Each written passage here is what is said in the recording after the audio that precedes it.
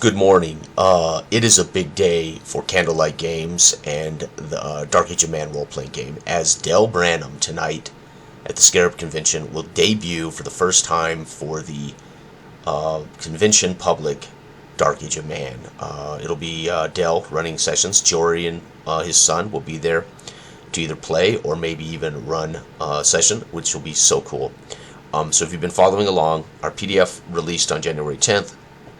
Our PODs, we have proofed a couple of books. We still got a couple of proofs coming for the hardback and the color for DTRPG.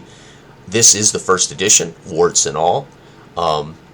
And in talking to an editor, we have a friend who is a professional writer, and he is willing to do some actual text editing for me and help me clean up my writing a little bit. But that will be all saved for a second edition release or a revision release later. It is too late for us to modify the actual POD book, and I'm okay with that. I'm all right with our first edition having some abnormalities, right? I mean, it's our voice, it's my voice. I've learned a ton since writing this, and as we've done it, Brian has learned a ton about laying out the book.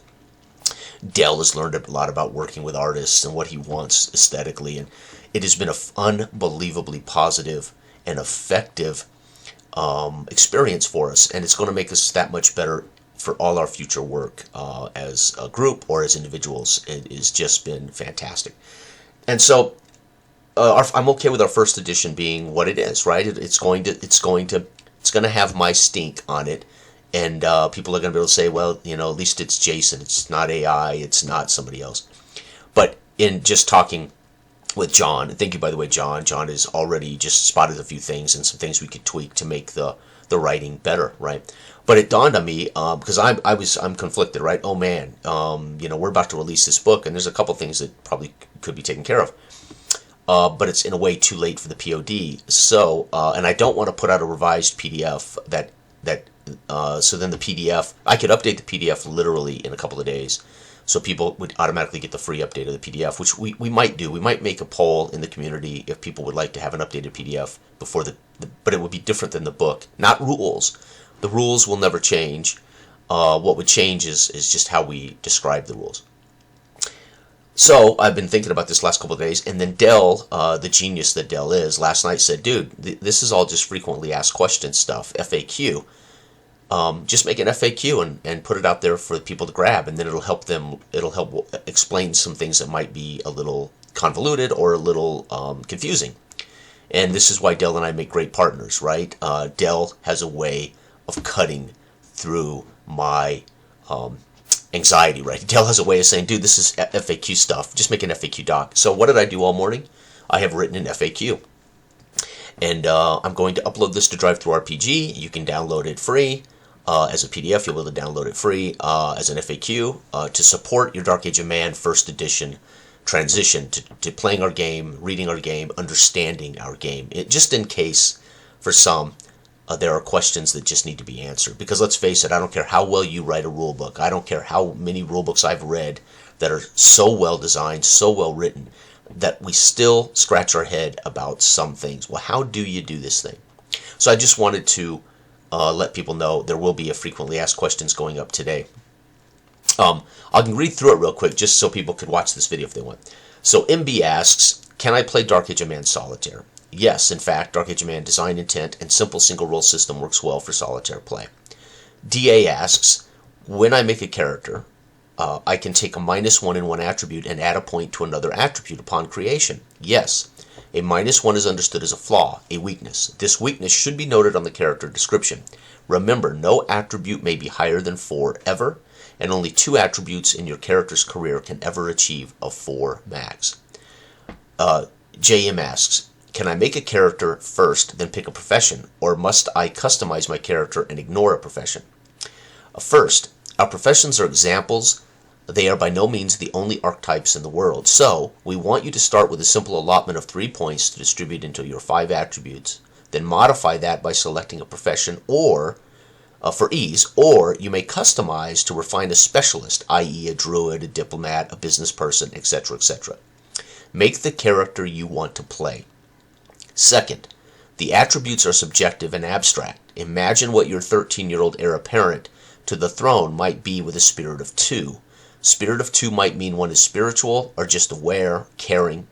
That 2 can reflect actual divine power or magic, or just be an ability to empathize or communicate with reference to one's god or gods. Make them your own. JP, we start with 3 repute points, which reflect the total of our character's attributes, but if I select soldier or outlaw profession, I will get a bonus to an attribute to start.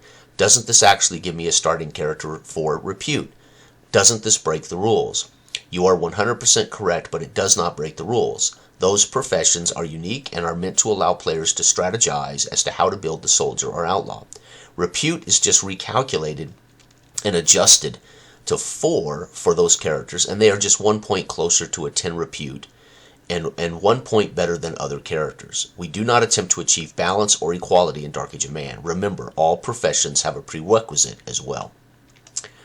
How does magic, miracles, supernatural ability really work in Dark Age of Man?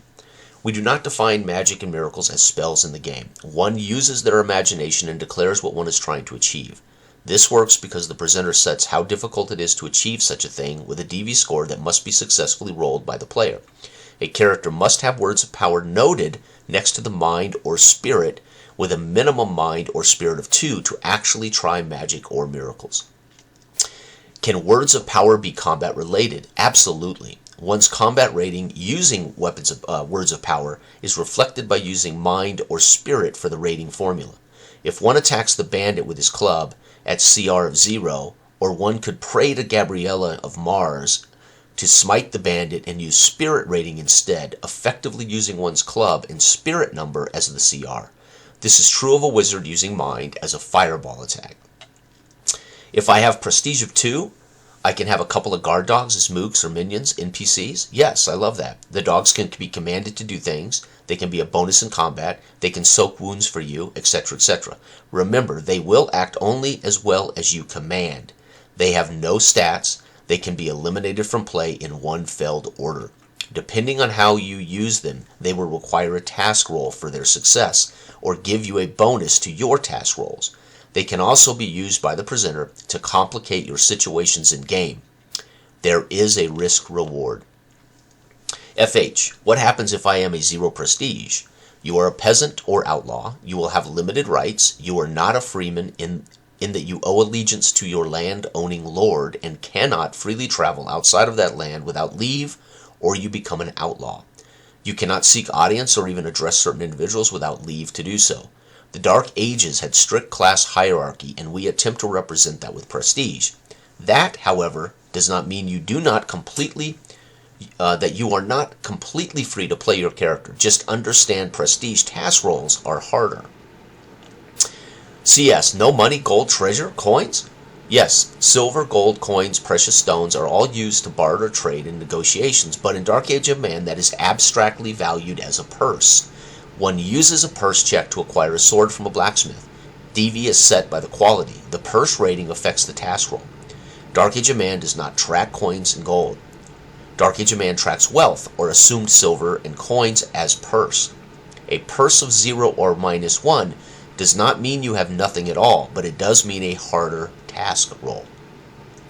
CS. So what happens if we find a hoard of treasure in the game? The presenter will narratively express how that affects your group based on what you do with it. For instance, if it is a hoard of loot from a bandit camp and you choose to give it to the landowner, you might all get a repute point, or the presenter might all give you a +1 to your purse ratings if you keep it. Results are very much dependent on the choices the players make, the atmosphere of the session and campaigns. EC, I am automatically dead if I suffer any wound on the dying condition? That depends. All wounds allow for what a player is willing to narrate to the presenter. Players may choose to avoid death, and the presenter/player will narrate a soak of the wound and accept another effect to the character. The presenter will generally choose, based on the situation the wound is suffered, what that effect is, i.e., a sundered weapon or shield or armor, loss of an attribute point, etc., etc. EC, so I cannot die in Dark Age of Man? No. There are circumstances where the presenter will rule it is unavoidable based on the narrative scene or the actual wounds themselves. A presenter may ask a player to make a task roll of spirit as an example to avoid death from a vampire's touch. But drowning, for instance, is difficult to narrate away, or the dragon's fiery breath is hard to avoid completely. And it has been known for players to accept death, and it has been known for players to accept death as it is heroic, dramatic, or narratively rewarding choice to make. Death, again, is very much dependent on the style of sessions you and your group are enjoying. Is the game dark, gritty, and lethal, or is it heroic? EC, can another character accept failed results for allies? Absolutely. If Dell narrates he steps in front of the vampire's touch and accepts the wound, then that is indeed the truth. If IP, you say we have lots of player agency to set the space and fiction around us. What are these limits? If the presenter or another player has not already defined the space, then it is easy to allow. However, players may not draw conclusions or make assumptions as the truth regarding what they cannot possibly know. You are not omniscient. Declaring you sneak up on the bandit guard and knock him out is a conclusion. You can say it and do it, but a higher DV task roll will be required to actually make it the truth. It is better to say you are going to sneak up on the guard and try and knock him out. If you fail, the presenter may change the situation. This is open narrative gaming, and it allows for player freedom and narrative grounding. IP, you say I am who I say I am. I am the King of London with my prestige of 3. The actual king already exists, so you are not the King of London. If you persist, you will be viewed as and challenged as a liar. However, maybe you are the rightful King of London. What a series of sessions you are about to have. IP, prestige grants me a lot of social power and options. Can it be too OP? Yes and no. With prestige comes responsibilities the presenter will lay upon you if you define yourself as such a person. You may have high prestige as a man-at-arms and no more, but the Lord will expect you to command his armies. You may use mooks as tools, give orders to NPCs and mooks, command respect. But results still must be achieved with a task roll unless the presenter agrees with the order of the command, etc. JL, what if my repute is higher than the petty king I am dealing with in the session? He is still the king of that land. He is the rightful ruler, but he would know you. Your reputation would precede you, and from there any relationship could spring forth depending on actual events. JB, inventory. What is the deal there? Think of your character like a protagonist in a movie. They can only carry so much, use so much, need so much. This is not Skyrim. Your clothes/armor never counts against what you carry. A backpack allows for more slots, and a mule/horse allows for even more storage. It is the Dark Ages. There was no manufacturing of lots of stuff, no shelves full of swords, so you might need the necessities and the proper tools for a bonus in a task roll. A poor shovel to dig is better than no shovel, but you can still dig. JB, so is a horse an inventory slot? Yes, you are responsible for the horse, but the horse is 1 against your inventory and it carries 12 items. That's a great value. EC, I spot the Vikings in the forest and I declare I charge and attack the leader. Who goes first? You do, as you declared it. Then I will set a DV for the circumstance, you will make a combat task roll, and the circumstances will be true for you, or I will change it based on a failed roll. All rolls and results occur to your character, the situation, or even could affect the rest of your group. Give me an example. How could my results affect the rest of the group? Well, if you succeed, you will cause harm to the leader, set the new moment for the combat, maybe lower the DV for your allies' attacks. Or, if you fail, the presenter might cause a wound to you, or surround you, or declare that the simultaneous surprise attack came from hiding against your group, increasing their DV for the next moment. This is a fluid system of checks and balances. Dark Age of Man's system is truly a shared narrative space. BK, can I do typical adventure session with Dark Age of Man? A dungeon crawl?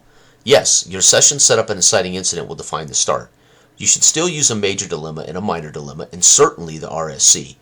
But they can have a defined they can have a defined situation, like a predefined dungeon or problem to solve. However, the dilemmas in the RSC should still be used as the world is set by the dilemma, and the world is affected by the RSC events. The presenter can be omniscient about some truth, but be naive about the moment at hand.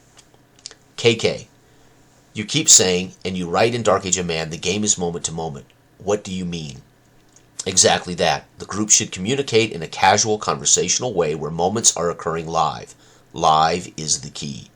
Now, those moments might be micro in scale, i.e. having a chat with a blacksmith, or macro in scale, i.e. narrating a cross-country 1 week's journey as a moment. BK, I cannot wait to be a presenter. How and when do I roll the RSC? Anytime you choose, but it is best to open the session with some idea of what is to come early, and then introduce that variable naturally.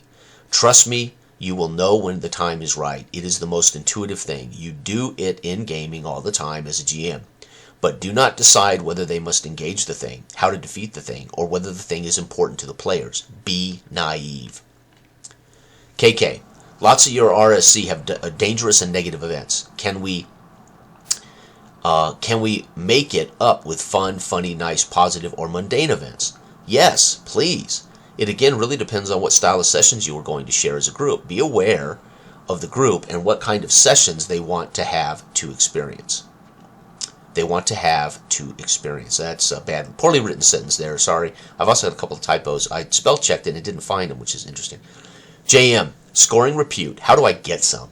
Generally, the entire group can earn 1 for engaging and remedying a major or minor dilemma, but individuals can score repute with remarkable achievements, good or bad, that are witnessed by others or can spread as rumors of exploits. To kill an ogre alone in the woods, which would be a remarkable feat, would not score a repute if no one sees it. However, that very same ogre is the minor dilemma. The entire group would get a repute for achieving the thing. DB, I scored a repute in the Chronicle sessions, but the nature of the action caused you to take away a prestige point. Why'd you do that to me, man?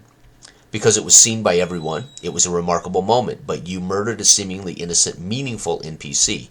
What you did or knew to be true, the rest of the village saw as a criminal and dastardly action. Fortunately, there's a whole sentence missing. My gosh. Fortunately, I don't know how that got lost. I'll have to go back in there and fix that. This should be describing how that was remedied by another character. JB, creatures, mobs, packs, and how much should I adhere to these creatures, mobs, packs, and how much should I adhere to these options? That is entirely up to the group and the presenter. If the group expects a werewolf to be as depicted in the book, they might be disappointed when you present an oddly weaker or less dangerous version. However, all creature entries are to give you perspective on what threats and NPCs might look like. They can be used literally or as a guideline. IP, must we start every session or campaign in Dredge? Absolutely not. Talk with your group, set the boundaries of what you all want to do, and make the Dark Age of Man your experiences. If you want to start in Dark Age London or be Vikings on the coast of England, go for it. There it is, folks. That is the first FAQ. There may be more questions that come running in here over the course of the next months or weeks or years, and I will attempt to update this FAQ as we get questions. Thank you so much, everybody, and have a wonderful weekend. Good day.